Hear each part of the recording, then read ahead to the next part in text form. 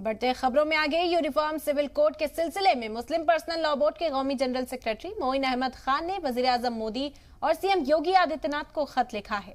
उन्होंने अपने खत में लिखा कि यूनिफॉर्म सिविल कोड पर चल रही बहस आइन के मुताबिक नहीं है। हुकूमत का काम है मसाइल का हल निकालना, न कि मजहबी मसले पैदा करना। वही बोर्ड ने सिविल कोड नाफिज नहीं करने की अपील की। बोर्ड ने लिखा कि इस संगीन मौजू पर चर्चा की जरूरत है।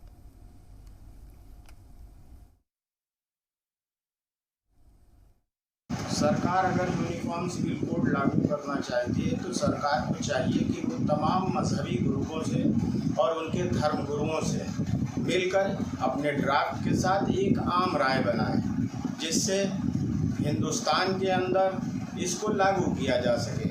लेकिन सरकार का काम जो होता है वो धार्मिक मसलों को आम राय से हल करने का होता है, ना कि उन मसलों में पेचीदगियां पैदा करना होता है।